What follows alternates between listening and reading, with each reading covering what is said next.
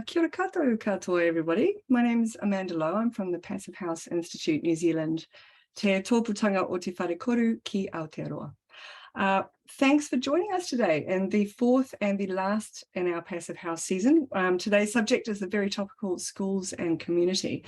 We're delighted to have a great lineup of speakers today, including Bohemia Hookham and Kieran Leong, talking on the exciting Glenroy Passive House Community Hub in Victoria, Australia. Joe Lythe will then discuss the Windy Ridge School case study. And lastly, Murray Robertson and Elron Burrell will talk on the Sacred Heart College case study, both exploring what it would take in Aotearoa to get our schools up to Passive House. But before we do, we've just got a quick word on our sponsors at the moment. The sponsor for this webinar is Resene. Unfortunately, they were unable to be with us today, so I'm just going to have a short talk on some of their products. So Resene has an extensive range of environmental choice approved paints, including no VOC, added VOCs and low VOC products. In 2004, they also introduced Paintwise, a service that encourages the return of unwanted paint and paint packaging to selected Resene colour shops. Resene are also keen to know of any Passive House builds that have used Resene paints in order to create their stories for their Habitat and Black and White magazines around promoting Passive House. So that is a fantastic way to get the Passive House word out there. And if anybody knows of any projects that have used Resene in their finishing, please get in touch with admin@passivehouse.nz and I will facilitate those connections. So just a little bit of housekeeping before we begin. You'll find a Q&A icon at the bottom of your screen. If you can pop your questions in there, we'll try and get the panelists to answer as we go along. But there will also be a Q&A session at the end also. And if you're using the chat function, that's great. Just make sure that the blue drop down is set to everyone and so that we can all gain from that knowledge. But without further ado, I would love to introduce you to Bohemia Hookham and Kieran Leong, who are going to be part of our community section for this webinar. So Bohemia is a registered architect, certified Passive House designer and board director at the Australian Passive House Association. She previously worked at Design Inc. on delivering Glenroy Community Hub and is currently a sustainability manager at Lendlease. Kieran is a registered architect and principal at Design Inc. So Bohemia and Kieran, over to you. I'll just share my screen. I'm assuming that's working. Yes, that's working. Great, thank you. So welcome. This is the Passive House for the public, the Glenroy Community Hub. So I'd like to start by acknowledging the traditional owners of the land, the Bunurong peoples and Wurundjeri Woi-wurrung people of the Kulin Nation. They're from the traditional owners of the land we speak to you on today and on which the Glenroy Community Hub stands. We recognise their continuing connection to land, waters and culture, and we pay our respects to their elders past, present and emerging. So to start off the presentation, Kieran will be introducing the how, why and what, and then I'll be talking through the how. Sorry, I think I said how, why, what, I meant who. Do you have control now, Kieran? There we go. Thanks, Bohemia. So you can see I'm just going to do a little intros to a bit of overview as to who was involved, why Passive House for this project and what it really enabled for us. You can see by the relative scales of the font there. I'm going to try to get through things pretty quickly and then let Bohemia take over the talk, much more detailed about how we achieved this. Okay, here we go. Okay, so I will definitely miss some people out who were involved in this project, so apologies in advance, but obviously something like this doesn't happen without a really great team of people. So we had building engineering with the builders, WSP with services consultants, Passive House consultants, structural and civil were Taylor Thomas Whiting, And we had invaluable advice from Luke Plowman during our design process, and Claire Parry was our certifier. The total project budget was just over $30 million, and it was about 4,500 square meters. And within that 4,500 square meters, we had a whole number of different stakeholders and uses. Those include the Glenroy Library, there's an early years centre, maternal child health services, a community health provider, neighbourhood learning, as well as shared community spaces throughout the library. So Glenroy is located about 15 kilometres north of the Melbourne CBD. It's in the Moreland City Council municipality, soon to be Marybeck. They've just changed, or they're in the process of changing their name.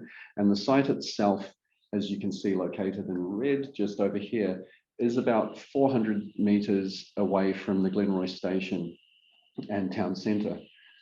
When we started our project, if the slides will catch up with me.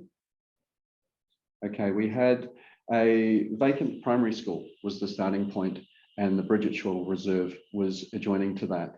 The building which you can see dashed in red there was the original Glenroy Primary School from 1927, which we were really excited to maintain on site. We didn't actually have the choice if we wanted to maintain it or not, but it was really great to have that link to the previous history and culture of the site, and Bohemia will expand on that a little bit more.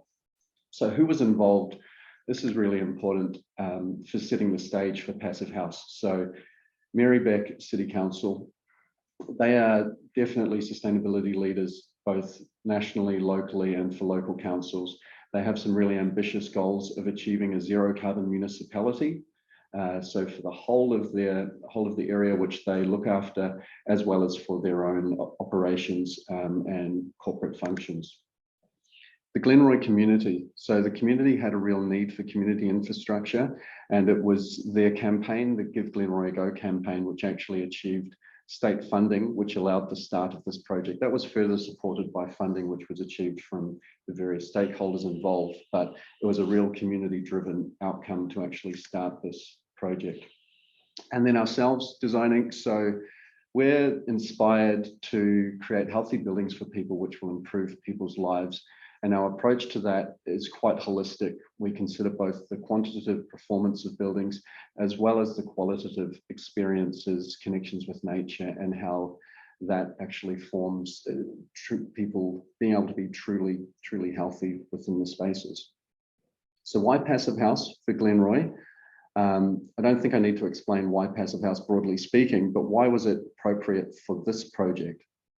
So it was really quantifiable, which was great for the project team and for our clients. The performance metrics could be well understood and they're really tangible. We were able to predict the costs that were associated with adopting Passive House for this project.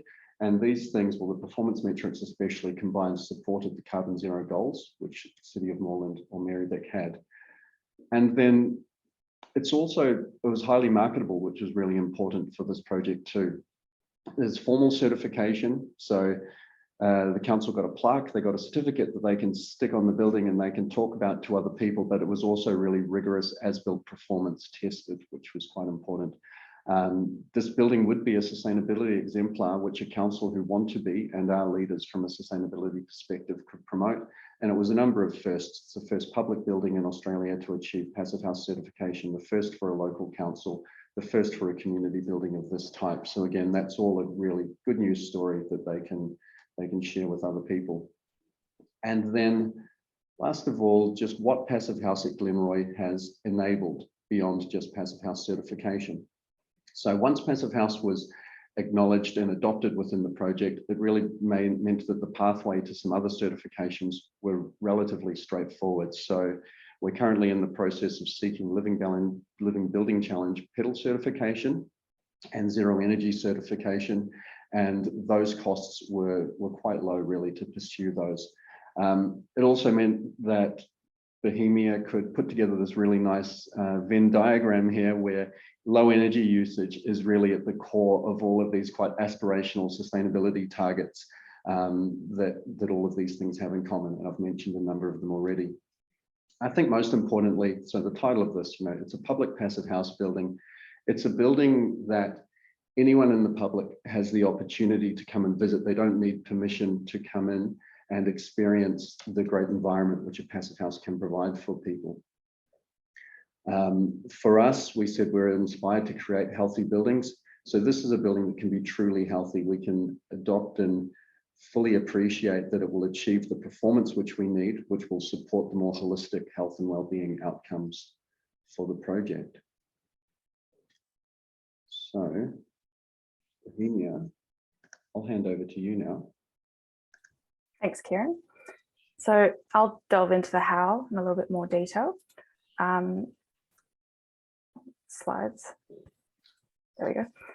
So some of you may know this already, but the building was not originally designed to be a passive house project. Instead, what happened was that passive house was introduced quite late. So you can see in this diagram here, it was about halfway between design development and construction documentation.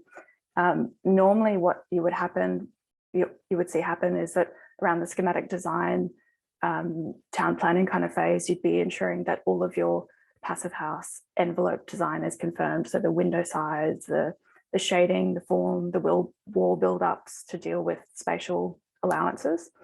But we didn't have that timeline in place, so it made things a little bit more challenging. It's also interesting to note that it was procured under a design and construct model, so DNC. And this really lent itself to passive house, and it meant that we were able to work closely with the delivery team, which is building engineering, to design solutions that would work for them in delivering the project. So being a DNC procurement model, it meant that we were really able to have a more multidisciplinary and integrated design approach. While we were developing the construction documentation, it was during one of Melbourne's many lockdowns where everyone was working from home. So instead of meeting all together in person, we had these really dynamic online workshops with the builder, the passive house consultants, us, the architects, the structural engineers, mechanical engineers, to work through all these details and junctions. And so we had the live model going. We had drawings, we're doing live markups, and it's a workflow that a lot of projects often aspire to, or at least should, but it's not often achieved in reality. So often what happens is on projects like this, you get different consultants and engineers and architects working in their own silos. But this method and approach that's so integral to passive house really enabled us to break down these silos and start operating and working in a more holistic and systems thinking approach, which is a really powerful way to deliver not only passive house projects, but all projects successfully. We were not without challenges on this project though. So because of the stage that it was introduced, passive house was introduced, we essentially had to retrofit the design to suit passive house. One of the things we were initially a bit worried about was the form factor. So buildings will normally achieve a 0.5 to 5 form factor, and anything over a 3, achieving passive house becomes noticeably more challenging. And with this building, we had a lot of funky junctions, angles, sharp and pointy corners, and curves as well. So we're a little bit worried about it, but when we did the numbers, it ended up being okay. So you can see we're getting a form factor of 2.54, and that's mainly due to the expansive floor area that we had of the project. So one place that you will always start with when looking at a passive house building is what's known as the red pen test. And the idea is to be able to draw a continuous line and plan and section of where the airtight and thermal line sits. We haven't done it in red lines, but you get the idea of how it's working. You will notice though in plan, there are quite a few excluded areas, or the areas highlighted in blue. So these are external storerooms, airlocks, plant rooms, but we've also got this little area over here, which is the heritage building. So this is what the heritage building looked like before. And we did explore including this as part of the building, of the passive house envelope, but it was going to be very challenging. Because of the heritage requirements, we had to maintain the windows, So we would have had to have a second line of windows internally. But the main reason we couldn't do this was structural. So this building sits on strip footings, the new ones on micropiles. Because of the soil conditions and the different structural designs, the heritage building might have moved up to 200 mils in any direction. And this meant that we would have had to have a flexible airtight junction between the new and existing building, and it would have been very challenging to achieve. So the Passivhaus Institute in Germany allowed us to exclude it. This is a section cutting through that junction of the heritage building, just kind of indicating where the Passivhaus envelope stops. So this is kind of how we dealt with it. We had our continuous insulation come down to that junction, so high performance windows there as well. And then we ensured that our slab edge insulation tied in back to the ground. Airtight line running through that junction as well. And then we installed external windows internally to meet that airtightness requirement. There were some other areas that were excluded from the Passivhaus envelope as well. So they were these external stores. The green line in plan is the thermal and airtight envelope. And the section here on the left is what our wall buildups looked like and how we dealt with it at this junction. So we had our 150 mil steel structural zone. We then had our continuous insulation external to that, which then carried through underneath the concrete screed and down to the slab edge. We then used Novamil blocks. You can see a little image of that on the top right-hand corner. So it's basically concrete encased in polystyrene, and that allows you to have a thermal break at that junction. We then had external cladding. So because these were kind of external stores, we had 2 layers of external cladding. And then internally we had our airtight membrane, which was attached to the slab, our services cavity, and then our internal plasterboard. And this whole build-up gave us a U value of 0.389. One of the biggest challenges of the project, though, was the structural steel. And this is a screenshot of the steel shop drawing model. So you can see there's quite a bit of steel in the building, but there's much less in this main library space through here. It's still quite a lot for a Passivhaus building though. And there were many reasons we couldn't change it to a fully timber structure. There were some concerns about cost and the volatility of the market and availability at the time. We would have also had to have a fire engineered solution to have combustible elements in this type of building, which is not an issue in residential projects, for example. And then the design was also quite far progressed already, so it wasn't in the delivery program to be able to do a redesign. However, the intent was that all of the structural steel, or as much of it as possible, would be on the internal warm side of the envelope. There were some areas though where the structural steel had to cross over the thermal envelope, and in these instances we used these things called shock isocorbs. Some of you might have heard of them before.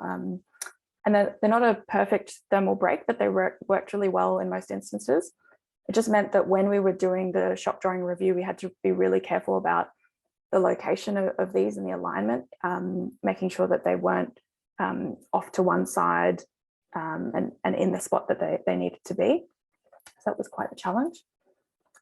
This is a screenshot of the structural steel shop drawing model, looking at the library van room, which was also excluded from the Passivhaus envelope, and there's a little plan there as well. So you can see here, this is where our airtight line and thermal line sat in the drawing, in the model. We had our warm structural steel, again, on the internal side of the envelope. And then where the steel had to cross over the insulation line, we used the isocorbs to break it. And then our cold structural steel continued on the other side of that. One of the other reasons we had to use steel was because of the external cladding. So you can see in this little picture on the right-hand side, it was a concrete blockwork, which looks like bricks essentially. We also had these awning structures. This was before all of them were installed, that photo, which were initially designed to be steel. And so to structurally support that, it had it did need to be steel as well. And in the design documentation phase, this is a drawing from that phase.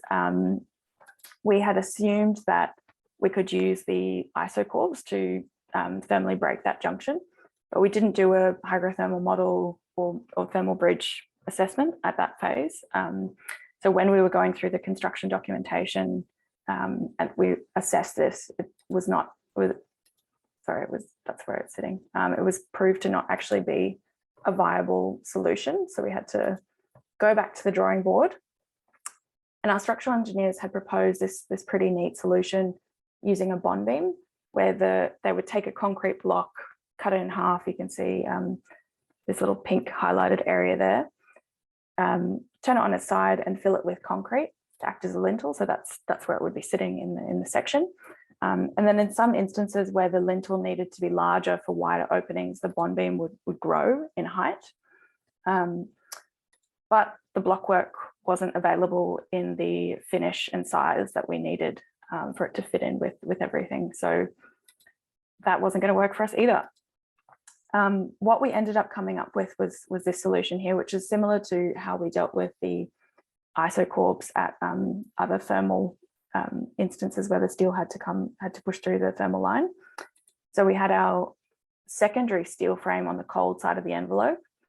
And then we cut the blocks into these kind of brick snaps, and they got adhered to the steel. And then our aluminium, it ended up being an aluminium awning. These shading awnings were then supported solely by the external steel structure. And that ended up being passing the hydrothermal models.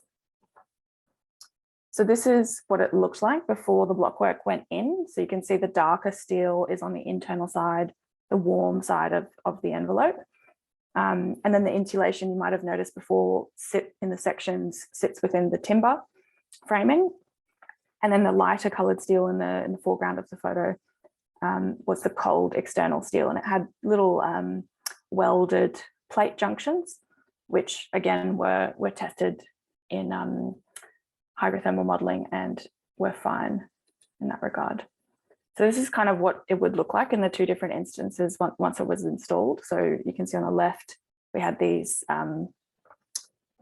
blockwork snaps. And then on the right-hand side, we had the actual full blockwork, which was what the original intent was. Once the window was finished and everything was installed, you can't actually notice it at all. So it's a really good result. We used a variety of different air tightness, or two different methods for our airtight line in the building. One of them predominantly was the Intello, which a lot of people would be familiar with. There were some little, I suppose, errors in the process of construction, which probably would have contributed to small amounts of leakage, but it does add up, obviously, in a larger building. So we had some staples, funny angles. It's a small thing, but it does create some issues potentially. And then you can see the bubbling here. It just shows that at the points where the Intello is a bit tighter, there might be risk of it ripping. So just something to be cautious of. Another thing which challenged us from an airtight membrane perspective was the steel bracing. So we actually missed considering how this would interface with the airtight line. So in our sections here, you can see we just assumed it was going to sit up there. But what ended up happening is building engineering said, okay, well, let's use plywood. So, and in hindsight, we probably should have used this in a lot more areas than we didn't initially propose, because it worked quite well. So they actually went in and corked all the junctions and then taped over the top of it. So it was a really good solution.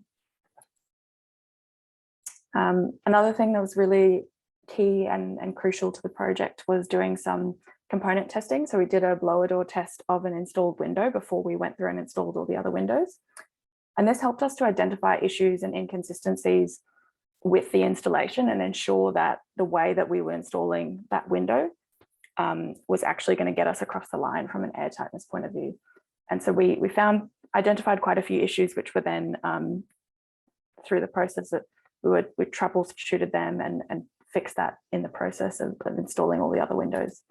So we had some damaged gaskets. We had some spaces where packers hadn't, the foam hadn't been filled in between the packers, other little bits of silicone, some more packer stuff, but it was a really important process to do. So I'd really recommend anyone does that on a larger scale project. And just to finish off, these are some photos from the Glenroe Festival, which was the official opening around mid-May. We had a survey going around, so people visiting from the public could provide their feedback on how they thought, what they thought of the building. So it's really nice to see this positive feedback. You know, someone said it's the nicest library I've ever worked in and visited, and it's really a building for the community. So it's great to see that it's been well received. This comment as well, Passive House building makes the room temperature really warm in the morning, especially in winter time. Love it. So Kieran and I were there for the opening, giving tours. So it was really great to see a lot of people from the public engaging with the high performance aspects of the project, rather than just engaging with the kind of, I suppose, facility. They were really keen to learn more about why this building was high performance and what it was doing in that regard. And this is my favorite quote from one of the surveys. Someone said, "My heart is open. I have lived here for 50 years and this building is like a ray of sunshine. I feel like I was born here." I think that's quite lovely. And some key takeaways just to summarize. So Passive House, really key to get it on board as early as possible. Avoid steel if you can. Created some headaches, and component testing is really key. And I do just want to stress as well, this project was delivered on time, under budget, and it's something that's possible today. And we do really need to start pushing for better results, for better buildings for everyone, not just people who want to buy it for themselves from private home, but you know, we need to do more of this for our communities. Yeah, that's it. Thank you, guys. Thank you very much, Bohemia and Kieran. There is actually a question that is online at the moment, which I'll just ask you now, from Praveen Fernando. The thermal isocore blocks, are they fire rated, interfacing with fire rated steelwork? Yeah, so we the steel itself is obviously fire rated, and yes, they are fire rated to allow us to meet that performance requirement. Okay, that's great. Thank you, guys. So we will now delve into the school side of things with Joe Lythe. So, Joe, you're a registered at Respond Architects and a certified passive house designer, and you will be talking on your Windy Ridge school case study. Over to you. Indeed, thank you very much, and good afternoon, in fact, everyone. Today's just flying away with me. So, yes, hello, my name's Joe. I'm from Respond Architects in Auckland, and I'm going to talk about our Windy Ridge School project, which is currently on site in Glenfield. There we go. So just a quick note on Respond. So we were started in 2016 with a team of 10. There's now 26 of us, and we've got offices in Auckland, Wellington, Christchurch and Queenstown. We work on a large range of projects, from single resi, multi-unit resi, offices, factories, schools, new builds and remediations. But with all our projects, our ethos is to always try and do better. We've got a real passion for improving the performance of our built environment, reducing its impact on the planet, and just, you know, trying to make sure we achieve healthy environments for our clients. And we always try and be mindful of budgets, even in the current climate with materials and everything, and also buildability, so to help the builders get things delivered. So the project is at Windy Ridge School in Glenfield here in Auckland. The school is a green gold enviro school, so they've got a really environmental focus. We really want to try and reflect that in the design performance of the building. And the project was basically for a role growth project for 12 new teaching spaces for the school. When we were engaged, the master plan had already been undertaken.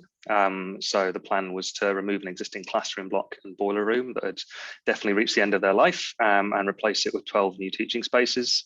The master plan proposed 2 buildings of 6 each, but we did end up just doing a single building with 12 in. So each of the Ministry of Education projects needs to go through what's called a design review panel. So basically a group of independent professionals that have got experience of designing schools review the design and offer their advice and feedback. Our engagement was at the end of master plan at the start of preliminary design. So we went through 2 DRP sessions, which definitely pushed us, but absolutely improved the quality of the final project. And the ministry has got some pretty specific requirements around designing for their buildings, which are above and beyond the standard building code.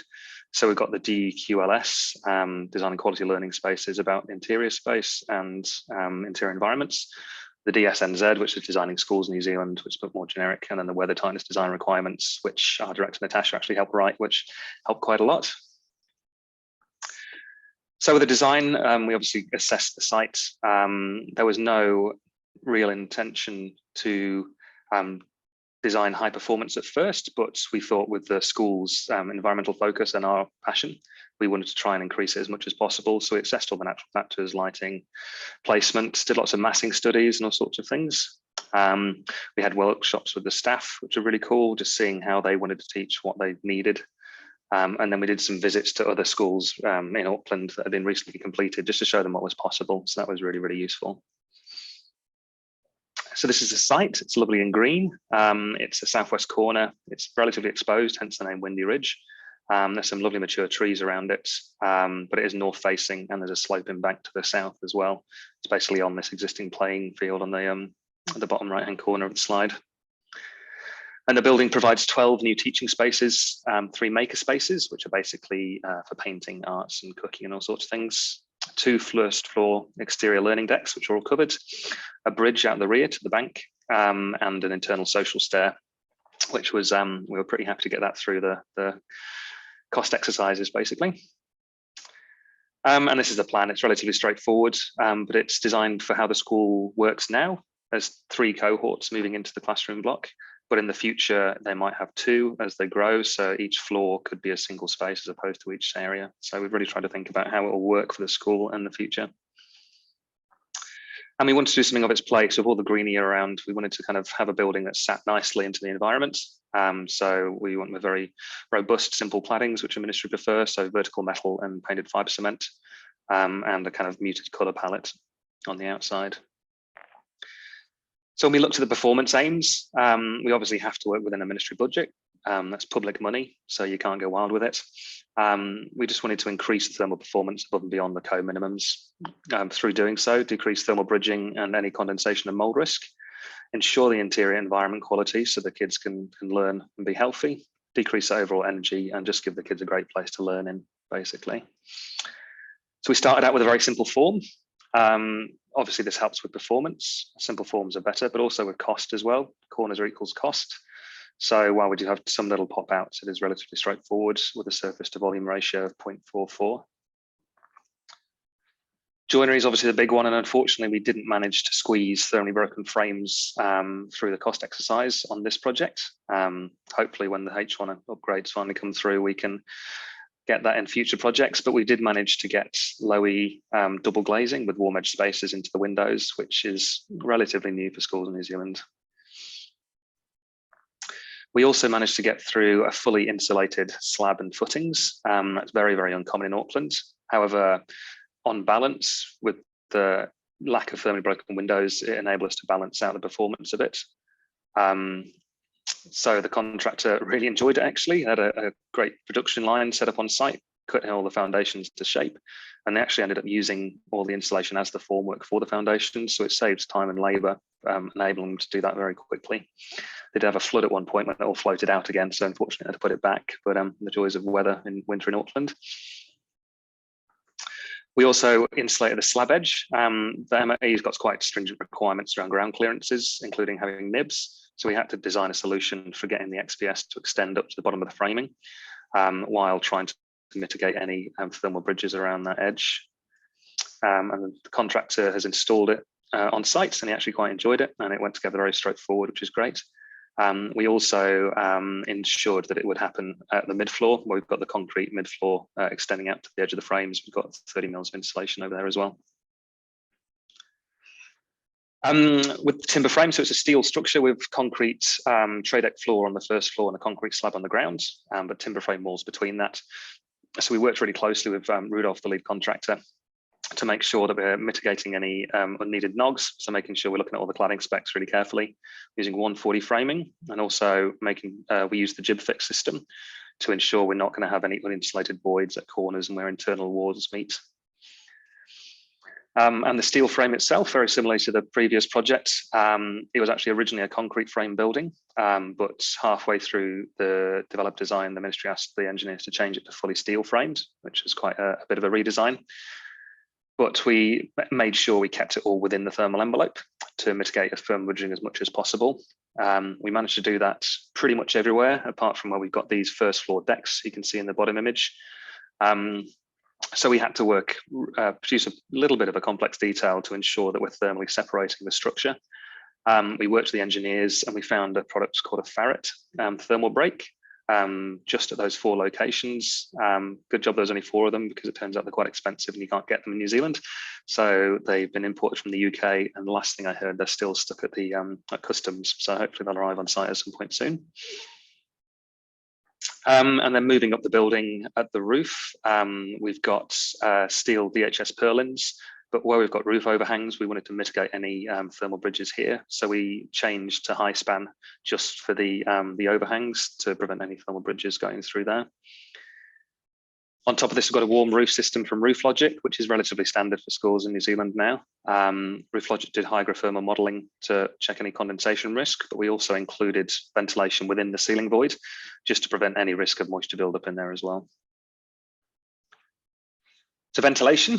Ventilation is obviously the key thing we wanted to get right. The ministry prefers natural ventilation as the ventilation option, especially in warmer climates. So you can see the table here. Anywhere kind of north of Wellington, they prefer to have natural ventilation. But as I'm sure a lot of us are in agreement about, that's a bit of an issue, because if you are using mechanical opening windows, you've got a lot of gear which are expensive and have got the potential for break when you've got people tugging them, or the teachers have to open the windows for the right amount of time when the weather's just right, and then close them again when it's not just right, etc. Or as one individual said, the kids had to learn good air management, which was an interesting statement. And obviously, if you're just using open windows, you're going to lose lots of heat through them. So you're going to increase the energy demand of the building quite a lot. There's also several schools which have been recently completed designed to these requirements, and they've got significant overheating issues in summer. So the natural ventilation is not working. And there's a lot of research that shows that natural ventilation doesn't guarantee interior air quality, mostly through user, not opening the windows enough at the right amount of time, etc., etc.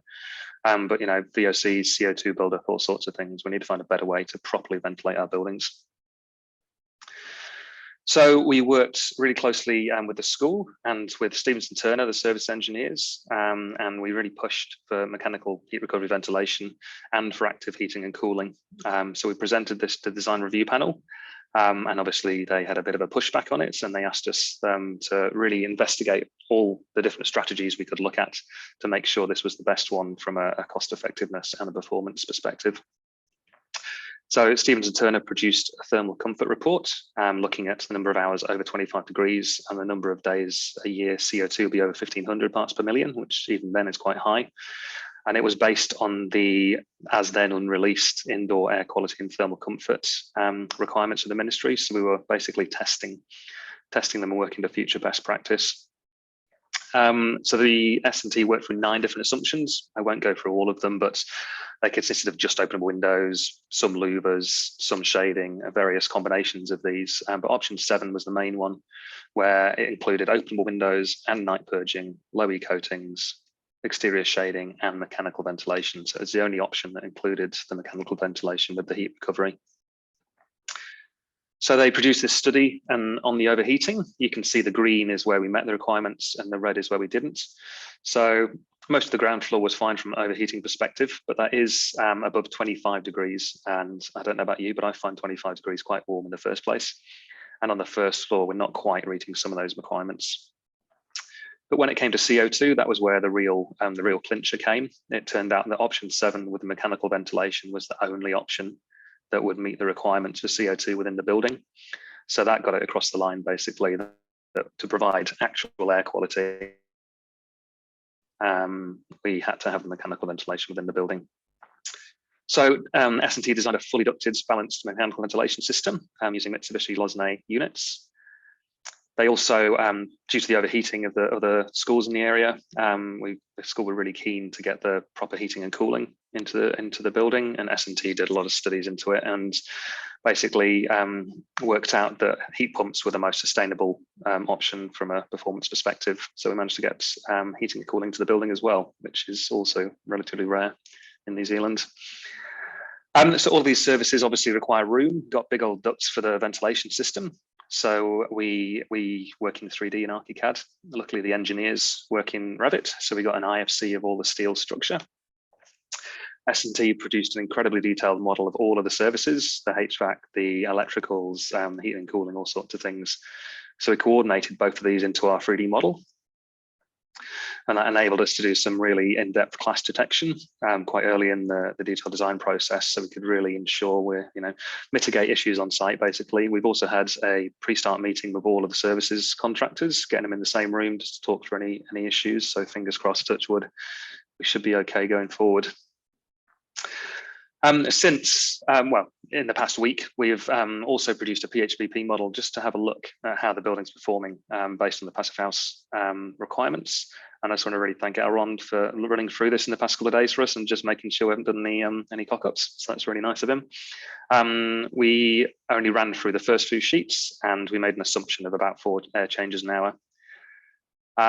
So this is the heating demand. We run it through the variants. So this is the old H1 on the right-hand side of 102 kilowatt hours per meter squared per year. The new H1, which has been disappointingly delayed, would have achieved 62 kilowatt hours per meter squared per year. Our current proposal, which is what's being built, is down at 28 kilowatt hours per meter squared per year. So we're significantly better than minimum code. And we're, double passive house, but we're actually under the low energy building standard requirement for energy heating demand. Overheating as well. So H1 doesn't include ventilation. So the old H1 around 4.2% of the year, the new H1 about 7.4%. Our spec is 4.6% of the year overheating, and passive house would be about 2.9%, but we are including active cooling. This is just to really see how the building is going to perform without that. And then overall energy demand, we haven't looked at this into a great detail yet, but all of them are as wrong as each other. So you can see that our proposal is 37% better, uses 37% less energy than if built brand new H1, but is 84% more than the passive house requirements.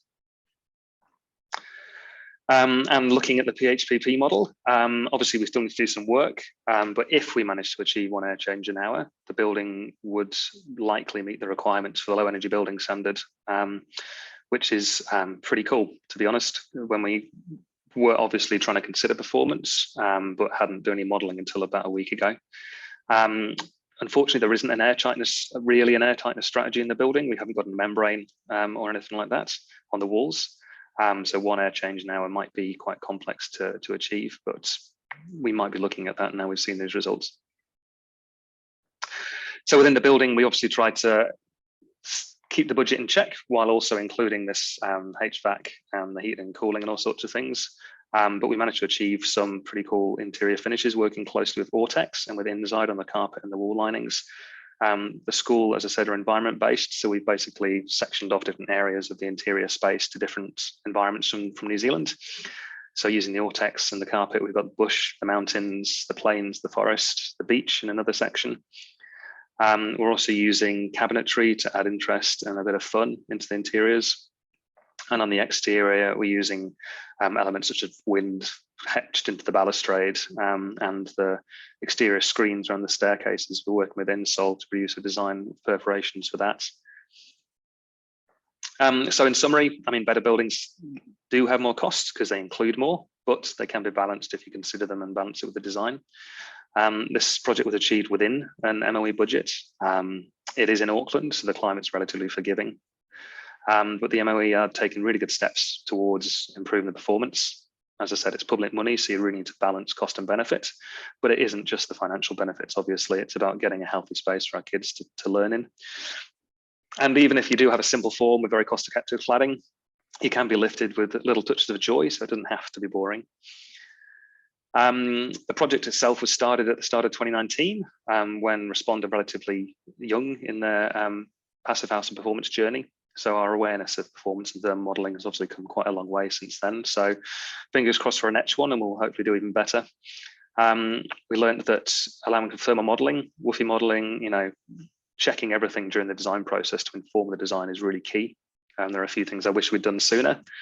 And joinery is one of the big sticking points, because with a lot of school buildings, the size of the units make it quite costly and difficult to achieve thermally broken profiles. But once the H1 upgrades come into play, we should be thermally broken as a minimum in every building, so that will really help.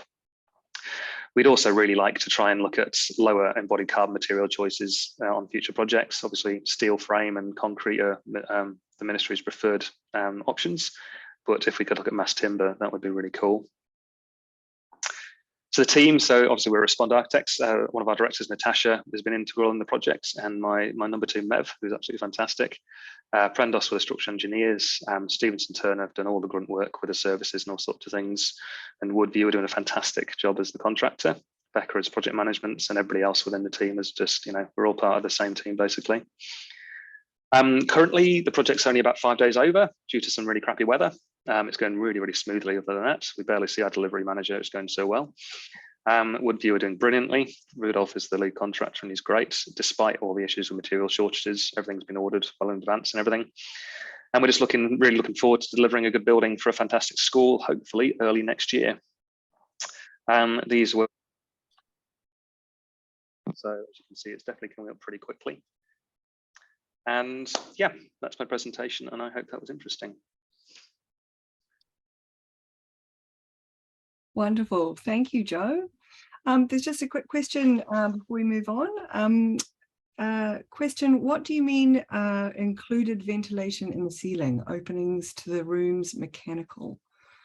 So in the same way that you've got mechanical ventilation within a room to remove any excess moisture and CO2 and things, we've got small mechanical extracts within the roof space just to remove any moisture that might build up in the roof area, because obviously, you know, heat will rise and hot air contains moisture. So just to make sure there's not going to be any moisture build up in there, as you've got a lot of steel structure.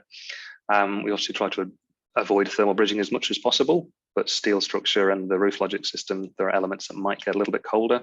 So just keeping that moisture away from it will prevent any condensation, basically. Okay, great. Sorry, am I off mute? Sorry, Joe, is that extracting to the outside of the building from the ceiling space? Good question. I'd need to look into that, Aaron. I think it's part of the HVAC system. All right, yeah, because it's interesting, because that's obviously going to depressurize the ceiling and pull more air and moisture into it as well. So yeah, no, it's part of the balance system as opposed to a separate extract system, I'm pretty sure. Thanks. Great. Okay, thank you very much, Joe. Awesome. Wonderful.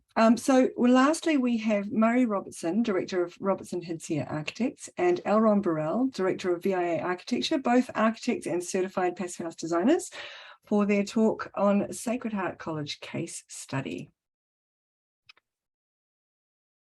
Right. Over to you guys.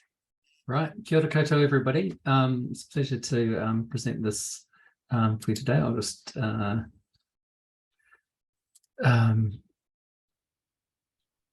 find my presentation and get things going. So this is a project for a girls' secondary school in Lower Hutt, Sacred Heart College. It's a project we've been working on for about 6 years now, starting with with a master plan. So just a little bit about myself. I'm a director at Robertson Hedzer Architects in Wellington. I've specialised in education buildings for the last 15 years. Elron, I don't know if you want to give a little introduction yourself. Thanks, Murray. Yeah, Elron Burrell, architect and passive house designer, like I said already, and worked in the UK for quite a long period for a lot of my career, and did a lot of large-scale passive house work there and back in New Zealand since 2016. And so and we've just got some of the other people involved in the project. Essen Engineering have done a tremendous amount on the timber structure that we'll show you in a minute. Cosgroves, who did really well to get on board with what we're doing. Homes, trying to make sure everything didn't burn down. And On Paper, who are helping us with the interior design. Lisa Horton's a educational interior designer from Melbourne that I've worked with previously. So this is a little bit about the master plan, just to give you some context to the building. It was actually originally the previous building, the previous mission house, was part of a convent building that had been turned into classroom spaces, but was found to be a seismic risk from earthquakes. So was pulled down several years ago. As we started the project, we didn't think it was viable to keep the building.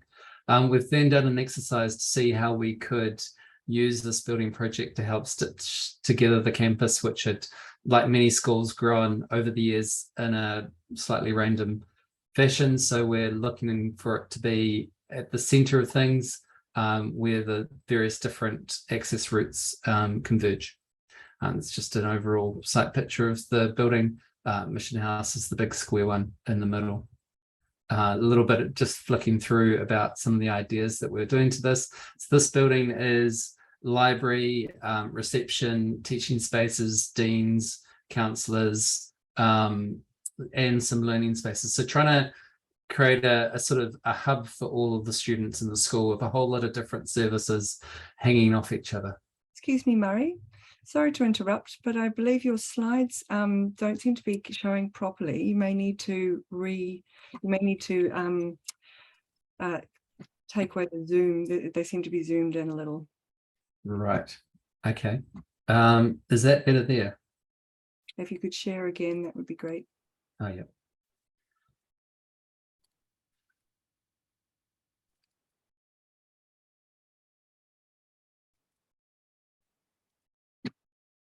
Okay. Yep. And then the slideshow. Yes, perfect. Thank you very much. Right. Okay. Apologies for that. These are some early plans. Here's the ground floor showing the main entry to the reception area, places for everybody to congregate, meeting rooms, deans, counsellors, staff room, and admin. And upstairs, it's a library space with classrooms around it and some other facilities.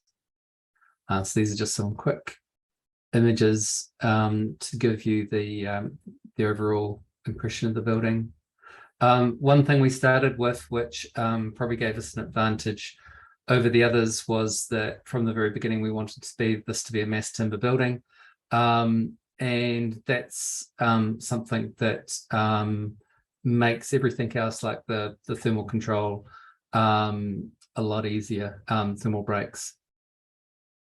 And giving you a section through the building. It's linked via a chapel building, which is our next project that we're just starting. This building is just on site.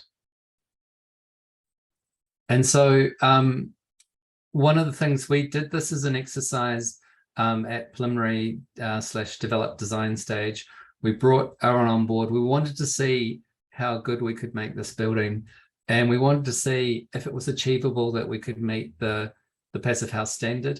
This is not a Ministry of Education building. That's a Catholic school, so it's a Catholic school that run themselves. So we had the opportunity to essentially make up our own rules and what our performance requirements were. Interestingly, the staff actually wanted a building where they didn't have too many opening windows, and so we brought our own in to do this exercise at the beginning to see what it would take to get it over the line. And I think what we learned from this exercise is also a workflow method that we can make our buildings better overall. So why did we do this? Dependable modeling. The Passive House PHP tools being found over time to be very accurate and dependable as a modeling tool. And I have worked on projects where there are other forms of modeling that hadn't been so reliable. I like that you can't cheat. It's very you have to put in all the little details to get the big picture, and all those little details count. We wanted dependable ventilation and indoor air quality. This is in a building that was easy to naturally ventilate anyway. And we had worked on lots of projects where there'd been a lot of work to make natural ventilation work that was almost as hard, if not harder, than a mechanical system. And it allowed us a system where we could analyze all the details. Elron, do you want to take the next section? Sure, thanks. Let me just.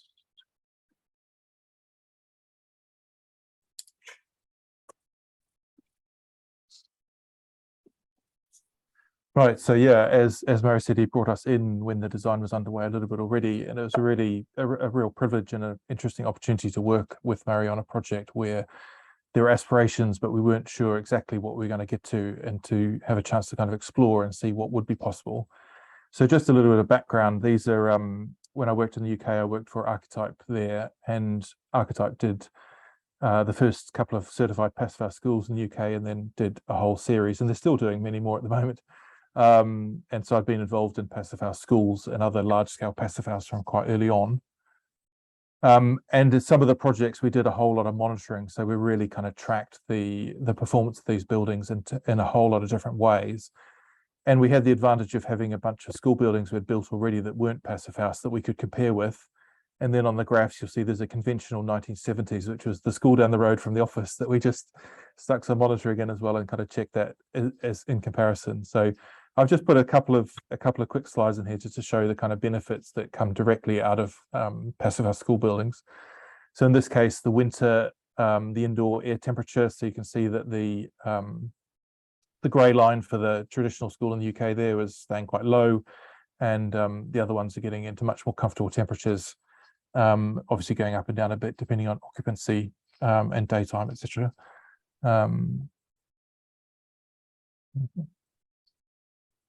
Okay, I'm still working. And then indoor air quality as well, so measuring CO2 concentrations in this case. So I think I was what have we done? I think these slides have gone a bit haywire. Okay, right. So first was indoor air quality in winter. So you can see the conventional building there is getting up to very high, in fact, dangerously high CO2 in some situations where they can't keep warm or look after themselves otherwise. So they keep all the windows and doors shut during winter. And then you can see down the bottom, the green is a fairly good building, but not Passive House. And then the orange was one of the first Passive House schools, and then the blue was a second generation Passive House school. So learning from those ones and improving. And then this is a slide that was on before, the temperature in winter. And then in summer, I mean, everything's a lot better in summer because people are happy to open windows and doors more. But even so, you can see that the traditional school building there's not doing that great. And then the Passive House ones are staying very, very good air quality the whole time. And then in summer, the dark line is the 1970s one again is like getting really hot by the afternoons, whereas the Passive House school staying a lot more constant. So a lot of, and there's been quite a lot published around this. So there's quite good evidence about what Passive House does deliver in schools. And then in terms of energy, the second generation Passive House, the Wilkinson school, there is like 90% less heating energy required than what the SIBC typical for the UK was for schools. The ones in the red and the green are other schools of ours at the time. So BREEAM rated some, and then Passive House in green. And then the total energy. So there's obviously baseline energy use for IT equipment and for hot water and things like that. So the overall energy use was about 70% reduction from typical schools for the second generation Passive House. So on Sacred Heart, working with Murray, we did a whole bunch of things to try and assist in the design process more than anything else at that point, and then do Passive House by stealth if we could, but it turned out various other circumstances prevented that. But it gave Murray a good chance to kind of make decisions about things with a lot of information at hand rather than sort of blind guesswork on things. So just going to run through these bullet points, which on the screen here quickly cover some of the things we did. So first off was thermal envelope review, which Bohemia showed a good slide of that thing about doing the red pen tester and things. So first look at the design, we thought it was going to be simply a rectangle and plan with a bit of overhang here and there in section. And then once we kind of got into it a bit more, we realized that actually it wasn't quite that simple, particularly with the junction with the chapel off to the left in the ground floor plan there, which Murray mentioned already, in that because there was a lift and a stair going up to different floor levels, we had to work out how to manage that junction between the buildings. And as it happened, we wanted to have some security between the two different parts of it for different hours of use. So it made sense to just push the thermal envelope out there to where we would put doors separating the chapel foyer from the hub space on the right-hand side. But yeah, interesting dealing with the realities of interfaces between buildings when you think the thermal envelope might be straightforward. We then, once we sort of established that, did the thermal envelope modeling. So start out in design PH modeling this up, and Jonathan, who's on the webinar, I believe, who is part of the Via Architecture team, did all the design PH modeling for this. We had quite an effort to get it from design PH to PHPP, because we started out with a SketchUp model from Murray of the whole campus, which pretty much broke our computer every time we tried to export it. So we had to kind of pare the model back quite a long way and just have some simple blocks of shading around it rather than the detailed canopies and buildings and trees and things like that.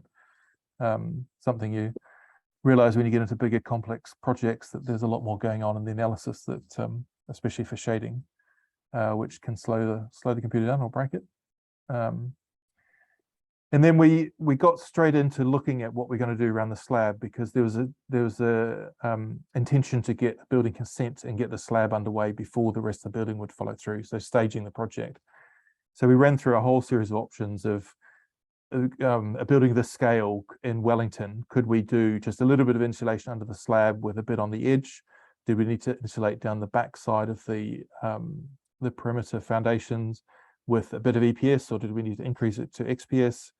Or on the bottom left one was like, did we had a different step between the wall and the slab edge insulation, not wanting to do a cantilever quite the same way you might do on a traditional domestic project. And then another option of just like, what if we just put loads of EPS under the whole slab, so that kind of comes down quite deep compared to the foundation. And of course, with each of these ones, checking the FRSI as well. It's all very well to keep the energy balance right, but we didn't want to have a mold risk on the inside of the slab either. And once we'd done all that kind of work, then it was found out that we were dealing with a whole bunch of concrete and stuff on site in the slab, and we weren't going to be able to insulate under the slab anyway. And so we came back to doing the slab as having insulation over the concrete rather than under it.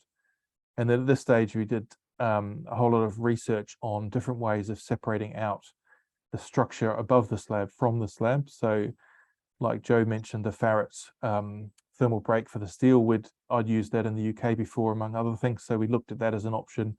We found local plastic suppliers that we could use, just dense plastic that could take the load of it. And in the end, we just had approximated what the thermal bridging would be through the slab insulation by putting in a percentage of timber worked out for the area of the structural connections and the partition walls going through the insulation. And the roof, we were looking at a whole range of options as well. We looked at a Kingspan option, a Roof Logic option, and several variations of those. And the thing that we've picked up pretty quick on that was that actually the quoted values you'll get for any of those systems are quite a lot better than what they actually work out to be once you allow for mechanical fixings through the insulation. And in this case, with an 80mm PIR board, we're getting nearly 30% worse connectivity by the time you put all the mechanical fixings through it. So it's a real thing to watch out for. And this is kind of driven by trying to use standard constructions that's quite often used for schools and what Murray had used on other projects and things like that, rather than trying to come up with a kind of optimum passive house solution, but just trying to see what from the standard range of options would be suitable. And you see the U value is about 0.3, so we kind of got the slab was about 0.3, so we're getting quite kind of even performance values between the different parts of the envelope. And then the walls, we went through the same kind of range of options, looking at warm construction situations with the Kingspan and the Roof Logic, etc., and then settled in on actually just doing a timber frame construction, because with 140mm with taking control of me, Murray. Oh, sorry. Where are we? Well, You've got that. timber frame was an easy approach and was familiar and quite suitable for that. We didn't need to double it up with the service cavity. In this case, we could manage where the services were going without putting them in the external walls and things like that. And so we got with just 140 framing to a similar U value of about 0.3, allowing for some dwangs as well as studs in there, so 15% timber proportion. And then glazing made up about 30% of the facade area when measured around all sides of that. And so we went through a whole range of options for this, and we weren't actually looking at windows like Joe showed us on Windy Ridge. We were looking at curtain walling, with the base case being an APL curtain wall with thermally broken aluminium frame. So you get an R value of about 0.3.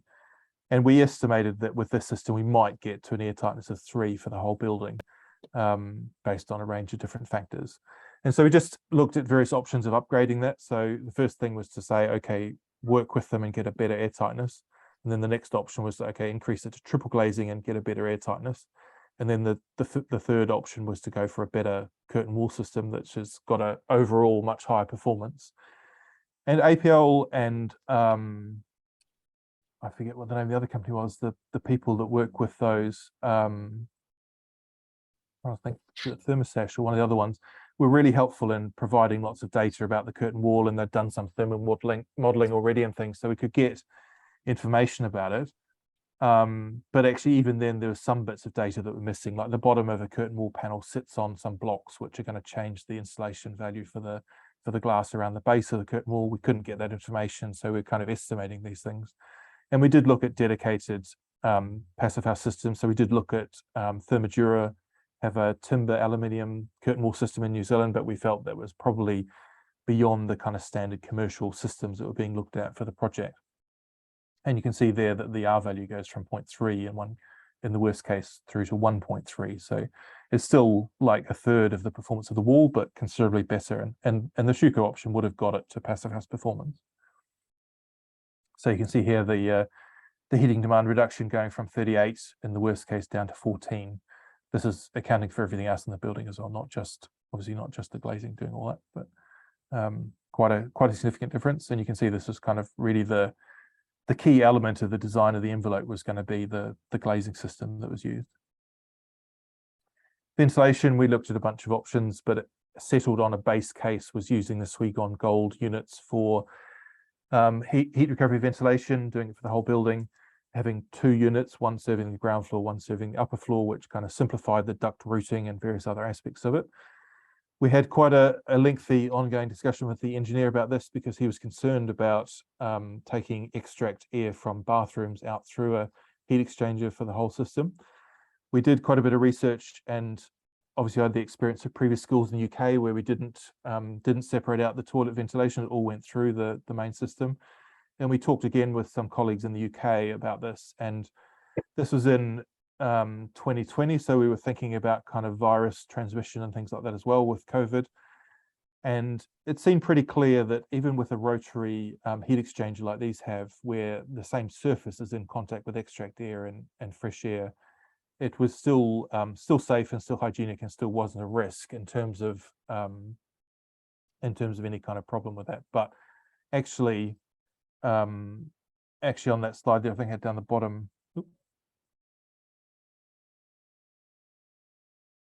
actually once we tested it with the bathrooms having their own extract directly going out, and so the main system being unbalanced, so extracting less than supply, so the whole building would be still balanced, it didn't actually have any impact on the overall energy performance on the scale of building. So that was an option. And so you can see this is the kind of summary of all those different options we're testing. We could get from 38 down to 15. So a 60% reduction in the annual heating demand, implementing all those options. So back to you, Murray. That was where we kind of left it. Right. Thank you. I think I'm back in control. I should have mentioned before that I had just done my passive house designer training just before this project. And And one thing I did learn from that is that, as one of those famous Elron slides that keeps moving around, that houses are actually quite hard, especially detached houses.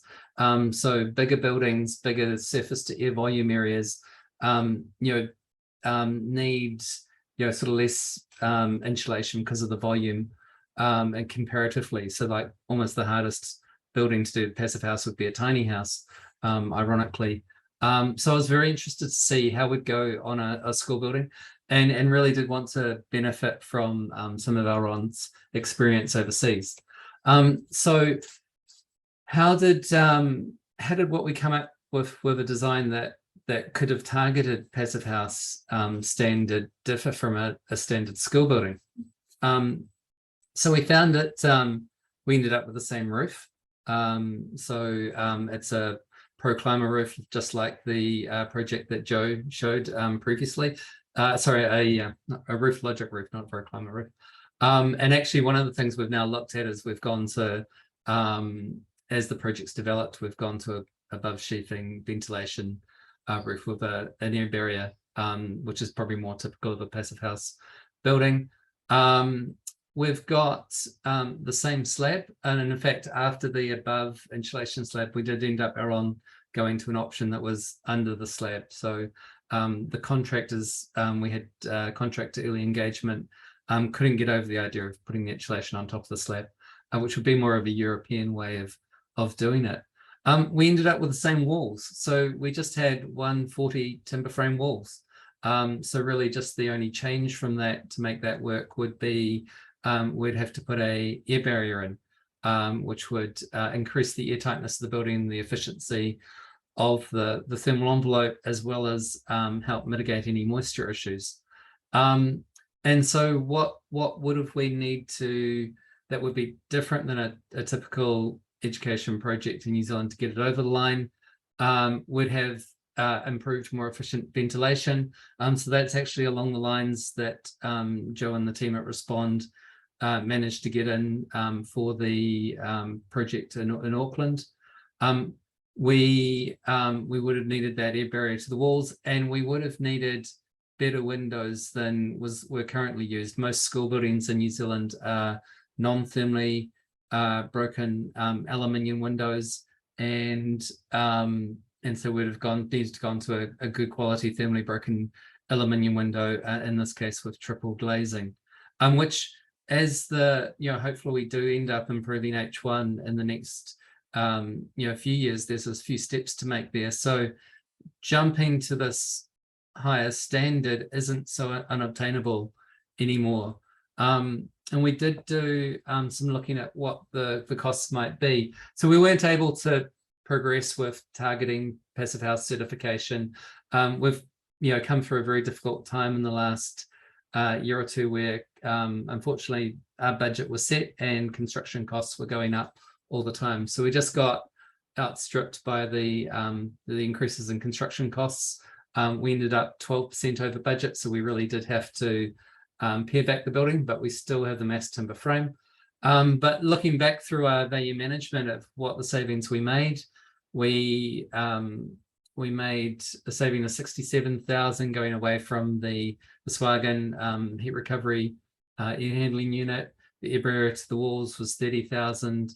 The window performance was maybe 57,000. And the window shading 36,000. There's a question mark there against the windows, because we did actually get a price for the windows from Enveloped for LU-proof windows via Neufer, which are very similar to the ones that Elron was looking at, and the price we got from them was actually less than the estimate for the supplied windows in New Zealand, but they were a far higher grade thermally broken window, and they were triple glazed. So it would have been good to investigate that further. But all that opening up, that actually came to 2 to 2.5%, which we could, hardly believe, really. And perhaps would need a little bit of interrogation, but it would need to be a whole lot worse to move that percentage markedly. So probably the argument that, maybe it's not that unobtainable. How did the process influence the design?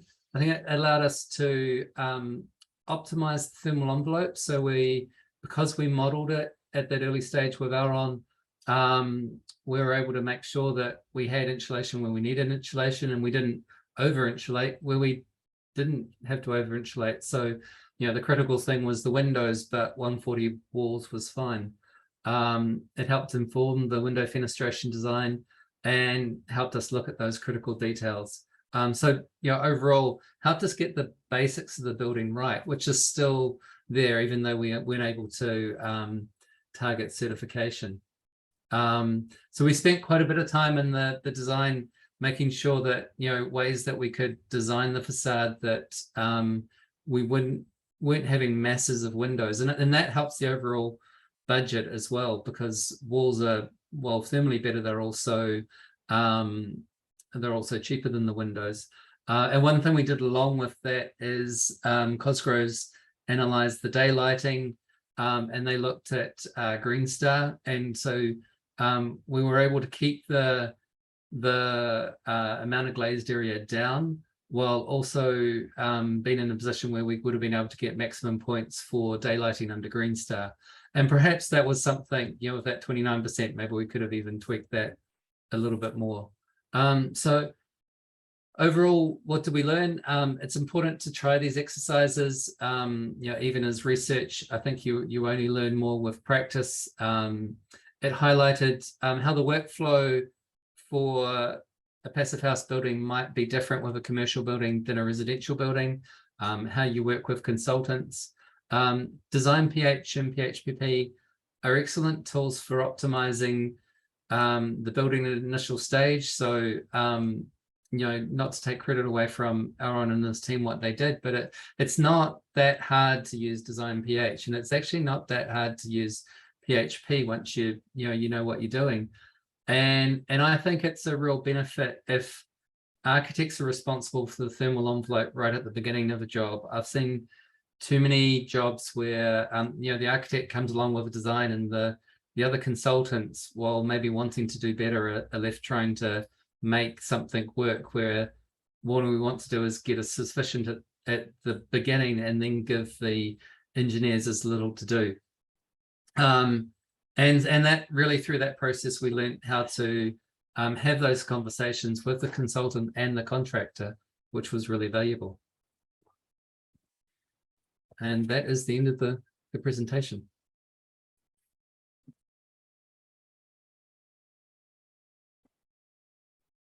Wonderful. Thank you, Murray and Elrond. That's fantastic. We'll go into a little bit of Q&A now.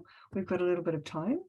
So please pop your questions up. We've got a probably a question for Murray and Elrond at the moment. Could you share balcony wall junction details and eave wall details? Probably not quite at the moment. There is an early sketch design plan showing a balcony. We did actually remove that from the project. We realized a balcony in Wellington, as we've probably found out in the last day or two, isn't the most practical thing up in a building, and we're doing better with having the space inside the building.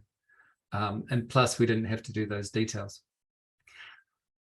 Right, and another question for Elrond, I think. How does PHPP results compare with the modelling in IESVE and Design Builder from the UK? Yeah, it's an interesting question that quite often comes up on commercial buildings. And as Murray's slide had in there, engineers still need to use some of these dynamic simulation tools to work out, particularly overheating risk on a large building, because PHPP is only a single zone model, so it'll only cover the whole building, not each individual bit of it separately.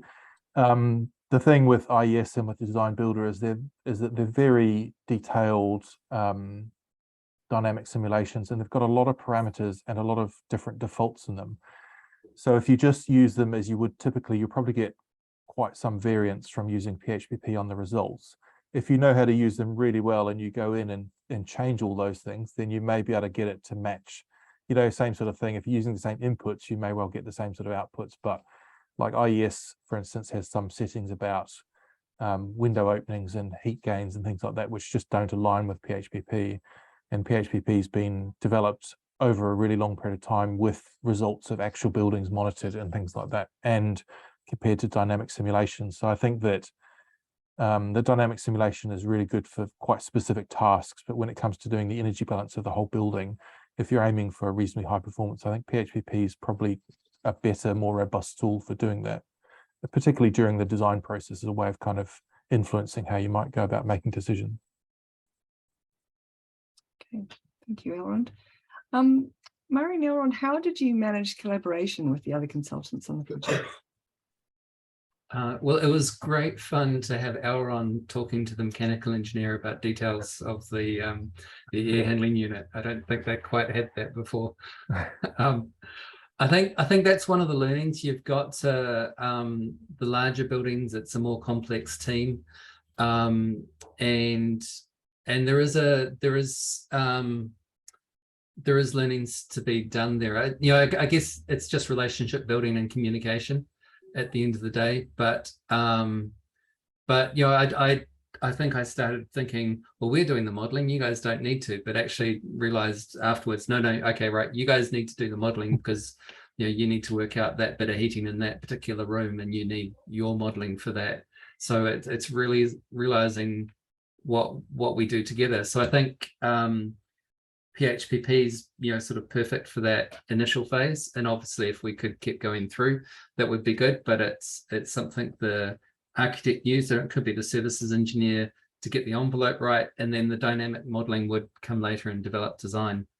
It did mean we had a lot more communications. We did have things like when we were insulating on top, how to deal with the thermal breaks and that sort of thing. So I think it actually probably encouraged communication. Fabulous. Bohemia, massive kudos on a great project. Idea of cost is what Glenn Harley is asking. Yeah, so this, it was actually really, really great. So as a result, we talked about before that Moreland City Council, Maryback had their ESD matrix and requirements that we needed to target as well. And so that part of those requirements did actually overlap with some of the passive house requirements as well. So it can't all be attributed to this is how much the passive house component costed above and over. As a rough idea, what was indicated was around 8% of a cost uplift due to the passive house components. But because Moreland or Maryback's council requirements were also asking for a high performance building, net zero as well from their targets, it only ended up being about 3% over budget for passive house, excluding all those other elements. So really affordable. You think about projects, what they normally have as a cost uplift. It really was a great result in that regard. Great. There's a question for Joe. Were you required to provide IEQ report and LCA for Windy Ridge, and if there are any significant carbon calculations? No, so we had to produce, well, Stevens and Turner produced the thermal comfort report, which was using the evidence to back up the use of the ventilation and the heating and cooling, but there was no requirement for an interior environment quality report at all. And life cycle carbon, we would like to, but again, there was no requirement at the time. We are delving deeper into this at the moment as a practice, so we might be using this as a bit of a test case, but yeah, not at this point. Great. Does anybody else have any other questions for the panelists before we head out for today?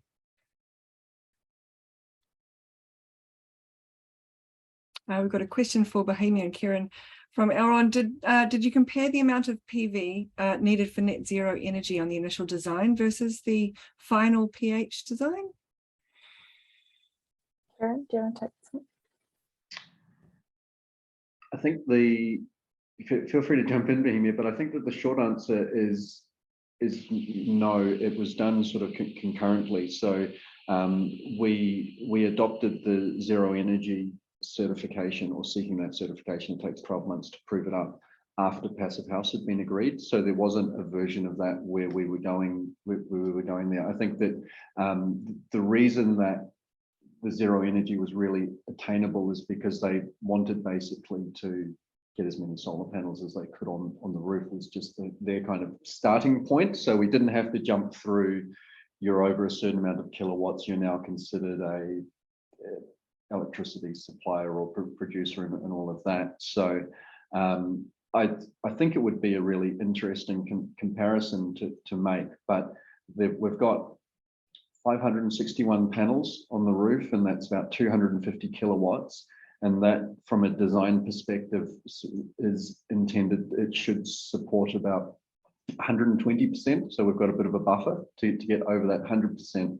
So I think if you look at those sorts of numbers, obviously Passive House performance is pretty integral to us being able to achieve that balance for the project. Great.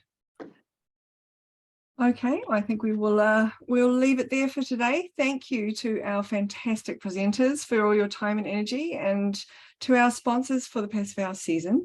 And thank you to everyone for attending and for all your great questions. If you have any questions on this webinar or the previous three, please fire them through to admin@passivehouse.nz. We'll be releasing the recordings of these webinars onto our YouTube channel and under their respective pages on our website. So keep an eye out and share them around. Thank you, everybody. Kia pai tōra. Thanks. Bye.